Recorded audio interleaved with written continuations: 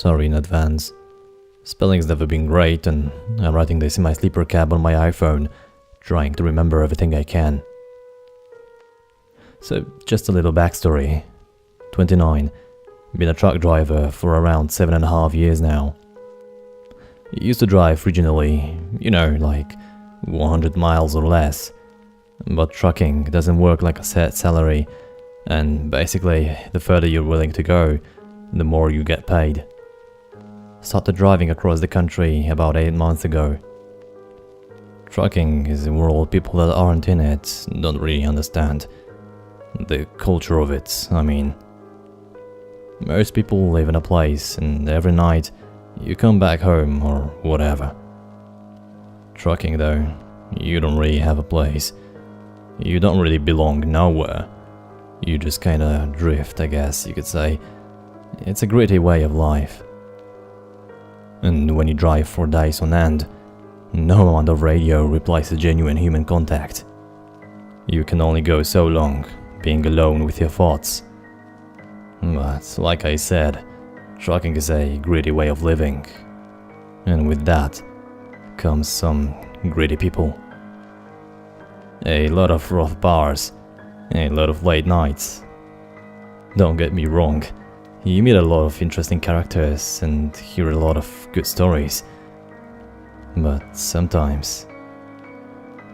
I met this guy in a truck stop bar someplace in kinda central Ohio. A place west of Zanesville, but still pretty far off from Columbus. I was heading for Carson City, Nevada. Not that it matters. I was coming up on my 14 hours, and for those that don't know, that's the legal limit we are allowed to go all at once. I did a few bumps earlier, so I was good to go for another 3 hours at least. But I'm not about to lose my CDL over saving a little time, so I pulled over for the night. Like I said earlier, I'm writing this from my sleeper cab, so I don't normally stay in motels, but all the same, I parked the truck at this stop with a little 20 cabin place, a burger joint, and a shot and beer tavern that's seen better days. Maybe I couldn't drive no more, but it wasn't later than 8 or 9, so my night was far from over. Now, I've been in my fair share of rough bars, so I'm no stranger to a smeared glass of beer and a lousy cut of half-burnt steak. It wasn't the kind of place a suburban dad takes his kids, but it did just fine for me. Inside looked like a biker joint, definitely saw some colors walking about. I sat down at the bar and ordered a bud. When you spend a lot of time in dives, you start to notice all the staples. The purplish light, the 1 or 2 pool tables in desperate need of a felt job, and girls. Now, you gotta be careful here. Only 2 kinds of women hang in places like these. A biker's bitch, and you'd be crazy to go down that route. And working girls. If you've ever been in a place like this, I guarantee there's been at least a few girls working. Maybe you didn't know it, but they were there, and that's what I was hunting for that night. The key was knowing the difference, and at the moment I wasn't sure of anyone, so for the time being I kept to myself. Most people in their 20s these days, they don't know how to talk to strangers. Probably because their parents told them not to while they were growing up. But like I said, trucking is a different culture, and if you don't want to just talk to yourself, you learn to make small talk pretty quick. So during my first couple beers, I shot the shit with a few people. Nobody to write home about, but just a bit of conversation that warms your blood a little. And all the while, I'm sizing up these women that keep on passing by. I have a few picked out that I think might be interested in making a couple of bucks. And that's where I noticed this guy. About 8 stools down, I see this fella staring right at me. Not smiling, not angry looking, almost like he's looking at me sizing something up. Got these 2 big old bug eyes bulging out of his skull. I chalk it up to him, just lost in his own thoughts, and happens to be facing me. A good way to start trouble in a place like this. And turn back to my beer. I strike up a conversation with a young couple across the bar, and after taking a quick glance back at the guy, and he started chatting with a few rough-looking types that looks like they're wearing colors. Whatever, not my problem. No harm, no foul. A little while later, I get a lucky break and pair up with a rare single girl that came in with a few friends. A little rough around the edges, but my type of girl. So we took a while. I could have sealed the deal right there and there, until she wanted me to start dancing. Not something I do. A little two-stepping was all I had to do to get laid for free that night, but that amount of effort for some girl I'd never see again wasn't worth the chips. She goes off with some other pair of Louis, willing to jump through the hoops, and I am back with just my beer. Beside me, a hand slaps a $10 bill on the bar and orders a pitcher of Bud. Not something that would have typically interested me, until I notice is the bug-eyed guy that had been staring at me earlier. I don't pay him any mind, figuring he's gonna turn and take the pitcher back to whoever he's with, when he sits down at the stool beside me. "Feel free to have another. On me," he says. It reminded me of this time I was walking through Philadelphia after the bars let out one night. I was drunk and drinking from the bottle I'd carried out with me. Walked right past a trio of bike cops. While I was gulping it down, I start to hear yelling for someone to stop. "Yeah, you with the bottle." They can't be talking to me, we try to tell ourselves, but they always are. I glance over and see bug eyes looking right at me. Yep, it's me. I'm the one with the bottle. I hold up my half-full glass. I already got a drink. Without skipping a beat, bug eyes tells me to top myself off if I want. For some reason, I get this sudden urge to get up and run from the bar, hop in my truck and get the hell out of there. It's kinda hard to explain in words. You ever have somebody sit down beside you and immediately wish they didn't? It's not something they are doing or saying or whatever. It's just a feeling that something isn't right. I think you know what I mean. I quickly run the possibilities through my head. Who am I dealing with here? The guy could just be some queer. A polite no thanks might send him on his way. But my gut told me that wasn't what was happening here.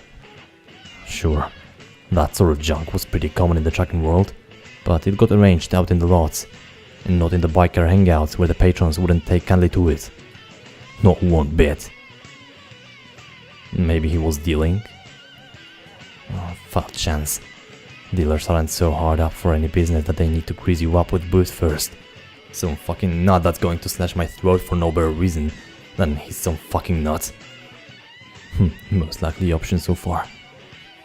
I decide it's too hard to tell, and just to play it cool and let the guy say his piece. I look at the pitcher of beer. Bug Eyes hasn't touched it since the bartender set it down. That raises my suspicion. Is he trying to poison me or something? I half saw the bartender fill it up. It didn't look like he slipped nothing in it. What was going on here? Appreciate it, I say. I take the pitcher and top myself off. As I bring my now full glass to my lips, Bug Eyes takes the pitcher and fills his own glass and takes several long gulps, emptying most of the glass. I immediately relax. Something about knowing the beer wasn't spiked with anything seemed to cool everything down. Sure, the guy could still be a nut, but I was safe for now. I take a sip of beer. Tasted normal. I hold my glass up to Bug Eyes. Thanks again. And turn my attention to one of the TVs, pretending to watch a college basketball game. Thanks buddy, but not interested. You're a truck driver, ain't ya? He says to me. How'd you figure that? The hand you got? Only get that from those 14-hour drives. I look over at the guy, my head cocked to one side. He smiles this very creepy, even more unbelievable smile. I don't mean to assault you or nothing. Got one of my own. He pats his back. I'm a driver myself. I respond with a grunt and take a gulp of beer. Okay, I think to myself, I want nothing to do with this guy. I'm going to finish this off and hit the road. You an independent or a company man? He asks me. Company. I lie. I own my rig, but people are keeping a closer track on you when you are driving their truck. Bug Eyes shakes his head. Gotta get into business for yourself. I've had my truck 9 years now. I'd never look back. I'm ignoring him now. It's time to leave. Funny though, that rig out front don't look like no company vehicle. My boss never would have let me put them flames along the side like that. Yeah, well what the fuck do you know about me or my truck? I drained the last of my beer, but I am angry now. Wherever this guy's angle is, I'm no chump. I'm not someone who's gonna get prodded by a man half his size. I take the pitcher and refill my glass, spilling some foam over the side. I'm independent. I mean, I do a lot of jobs for one company. Big Eyes holds his hands out defensively.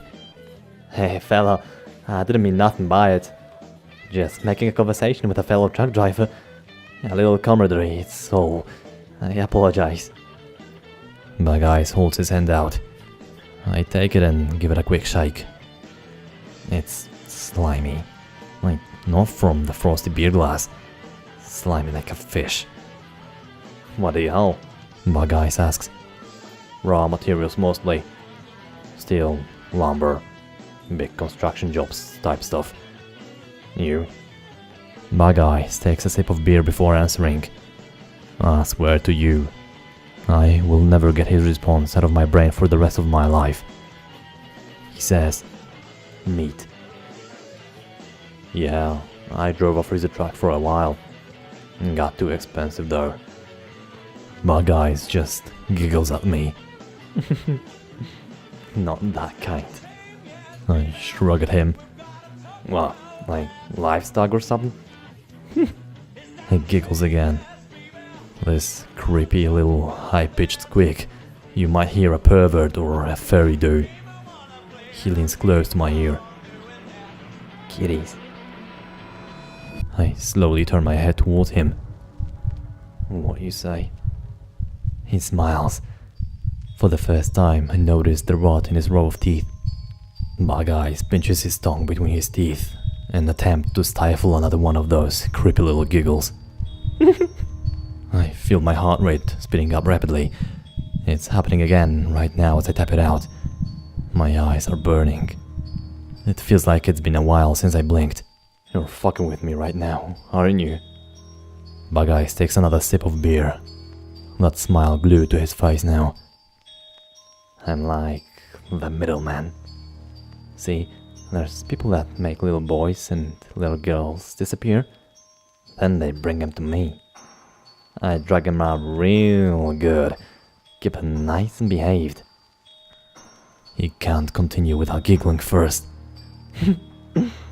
I take him to the harbor in New York. I mean, his eyes are wide now. You've seen all those shipping containers piled up, right?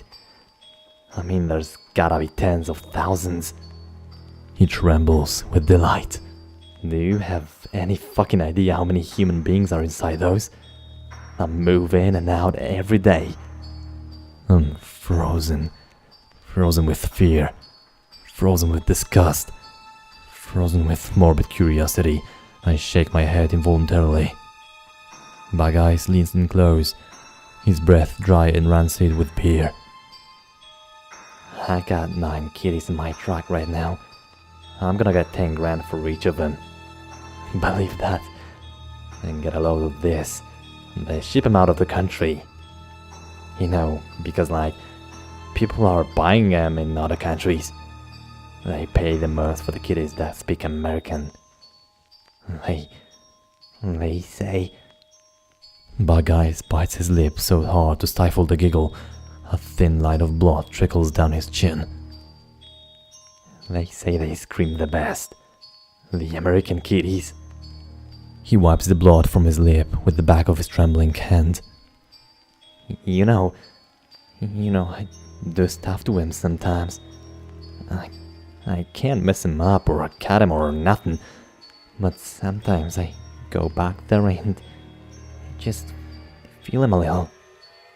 You wanna come look? You wanna come see him? You can touch him too. He puts his hand on my sleeve. That breaks me out of my spell. I jump up with a roar, tearing my arm away from him and shattering my beer glass in the process. Everyone turns and looks, but I don't wait around long. I take a step back before turning into a sprint and barreling out of the door into the night. I fumble for my keys as my eyes dart back towards the bar, expecting Bekek to come out after me. I get in the cab and start the engine, stalling out my frenzy to escape. Eventually, the engine turns over and I slowly begin rolling out of the lot. I drive all night. Fuck the law.